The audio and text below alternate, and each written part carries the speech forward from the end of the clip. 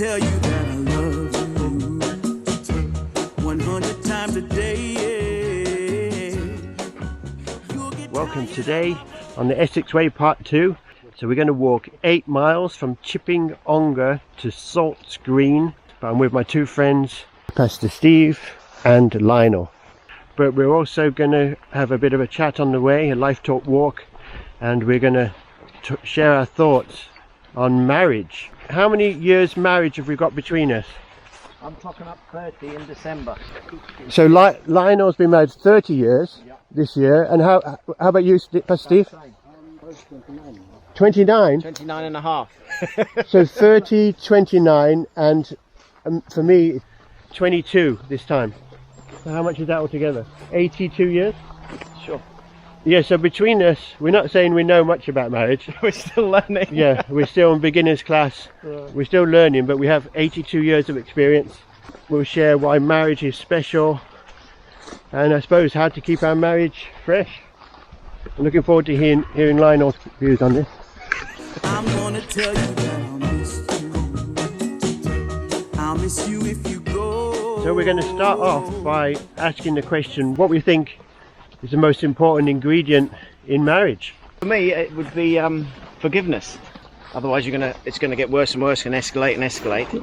And forgiveness is the greatest thing because it just nullifies. You can't argue against somebody who asks for forgiveness. You either forgive them or you don't. Yeah, and so is that a decision or a feeling? It's a decision.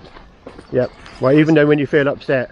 Yeah, it's a decision you have to make, and it's not only to marriage, which is critical, but also to general life, even in business. When you have confrontation, it just makes you feel so awkward inside. Yeah. And like more stress, and more stress, uptight. and more grief. So forgiveness is great. So it's not based upon what they do to sort of redeem themselves. No, it's based on your decision to forgive them. Yeah. And that's the end of it. And I found that works in marriage, that works in life, that works in business, in general, because everybody will have somebody who's upset them and hurt them. And you can't go for revenge, because revenge, as you say, makes it worse, increases the stress, increases the anxiety, increases the turmoil inside yourself. But just being able to forgive is a great thing and a great blessing.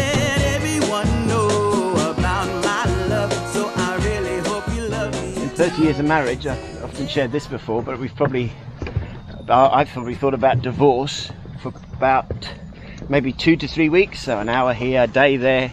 When you think this is all over, this is not going to work, we're getting divorced. For about 2 to 3 weeks, possibly tops. 3 weeks, I don't think more than 3 weeks. But if you look at that over 30 years, it's a short period of time.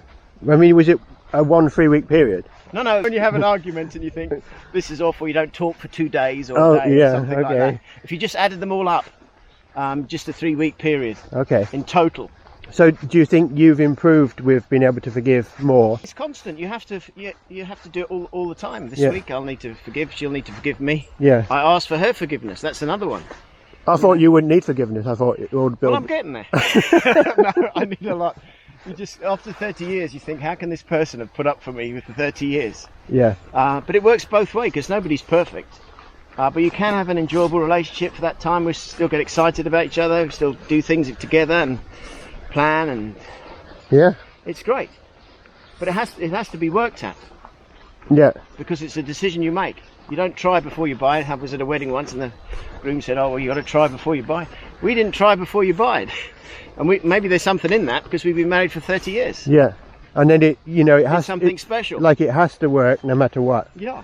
So you have to do whatever it takes, and pray as well.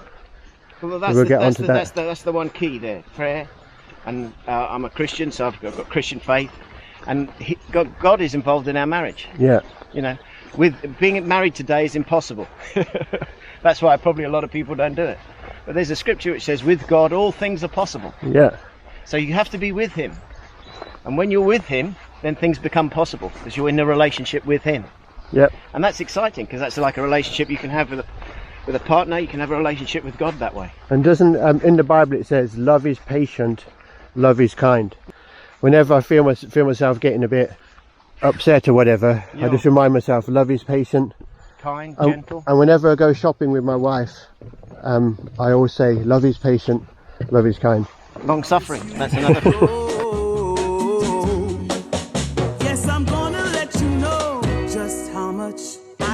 We've been walking through more cornfields. There's some people shooting, clay shooting, I think, in the other field. We don't want to get too close to that, so we're going to sit down for lunch in this beautiful countryside church. Sure, we'll find somewhere to sit.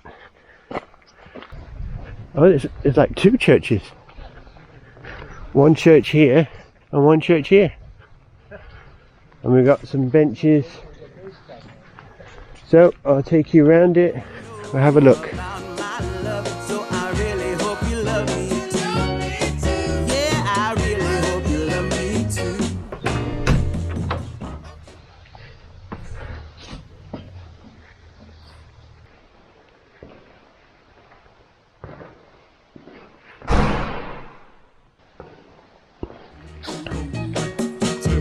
I wanna let you know,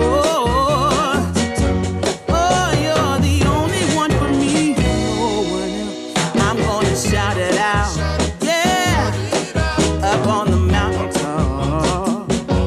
I'm gonna let everyone know about my love, so I really hope you love me too. Yeah, I really hope you love me too. Oh, there's something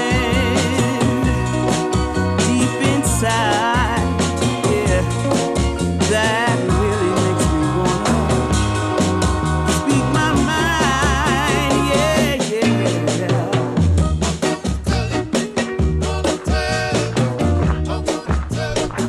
I'm gonna show you that I love you 100 times a day,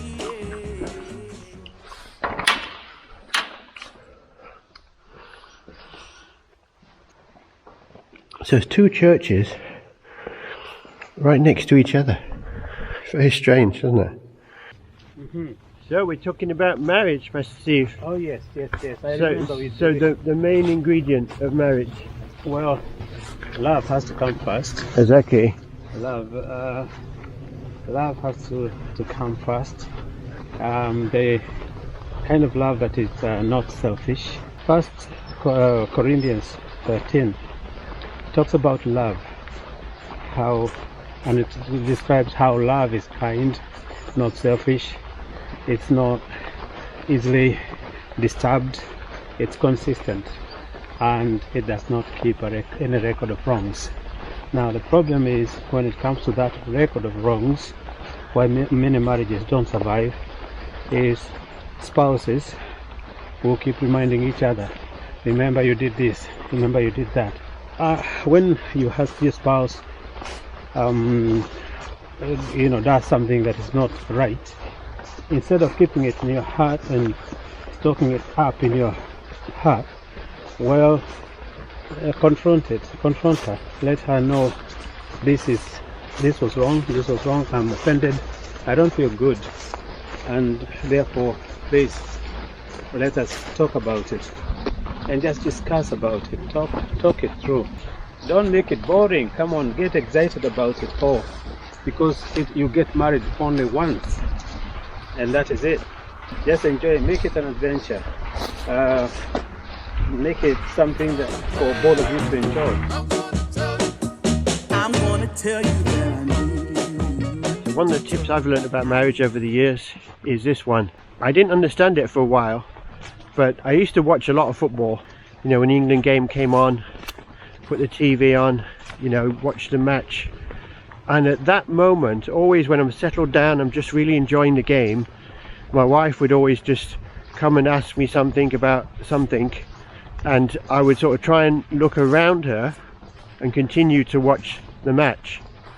Now, if that happens to you, don't just continue watching the match, because that won't go that well. So what you need to do is, and I've learned this over many years, is press the big red button, turn off the football, and just listen to what your wife's got to say to you. Because I've realized what it is the reason they want to talk to you when you're just settled down to watch the match is because you are giving so much attention to the football, you're not giving your wife any attention, and they can't understand why you're interested in a ball being kicked around the field and you're not interested in them. So it's like a little test. So that's why they come over and try and stand in the way of the football, just to see what you're going to do. And so to pass that challenge, you turn the TV off, listen to what they want to talk about. It could be like 20 minutes going off in all sorts of directions. You listen, maybe ask some questions, but don't try and give them a solution to whatever they're talking about. Sometimes they're talking about some issue, but they're really just wanting to share their concerns with you, and they want you to listen to it rather than you to say, well, just call this person, do that, and then it's fixed. So they want you to share just what they're thinking about, and they're sort of, as they talk, they're working out the answer for themselves. So just listen, maybe for 20 minutes or whatever, and then afterwards they'll be happy as anything. They'll just be, you know, so happy you listened, you turned the TV off. And I'm talking to myself because I don't always do this, but I'm just saying, when I do it, my life is much more peaceful and it goes much better. At the end of that 20 minutes, you put the football back on and enjoy the rest of the game. So that would be my tip.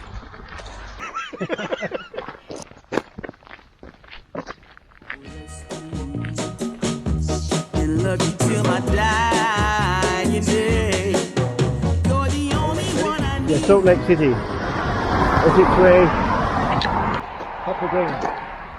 No, there's Pepper Green and then there's Salt Green. Salt green, yeah. Salt's green, so salt and pepper. Yeah.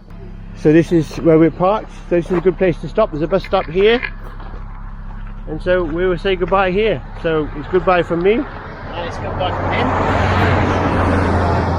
And see you next time. Bye for now.